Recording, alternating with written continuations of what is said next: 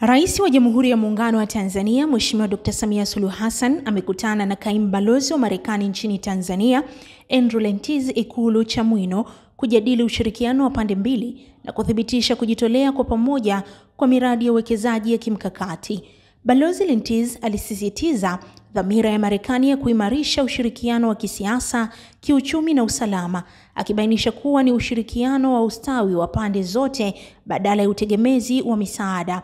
Mazungumzo yalijikita katika miradi mikubwa ya LNG, Tembo Nickel na Mahenge Graphite, ambapo miradi ya LNG na Tembo Nickel ipo katika hatua za mwisho kabla ya kusainiwa rasmi, huku Mahenge Graphite ikiwa inaendelea kupanuliwa.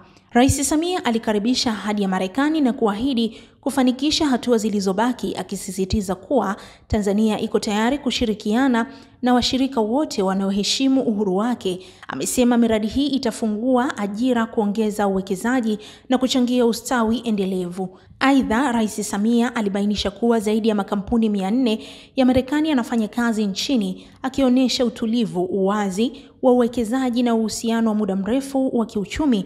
Mazungumzo pia yalijumuisha masuala ya utulivu wa kisiasa, usalama wa kikanda, mageuzi ya kiuchumi, ukuaji wa sekta binafsi, ushirikiano wa afya na ubadilishaji wa watu.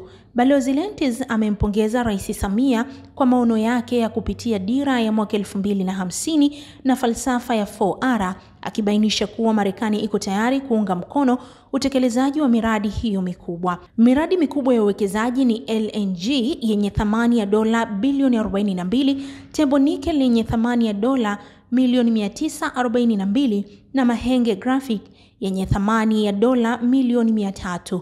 Miradi hii inalenga kuongeza uzalishaji wa nishati na madini muhimu, kuunda ajira, kukuza viwanda na mauzo ya nje na kuimarisha nafasi ya Tanzania kama muuzaji anayeongoza kwa bidhaa hizo. Hii ni Uhondo TV mtazamaji, ni kusihi uendelee kuwa karibu nasi ili kuendelea kupata habari zaidi. Usisahau kusubscribe, like na kushare ili uwe wa kwanza kuendelea kupata habari zetu.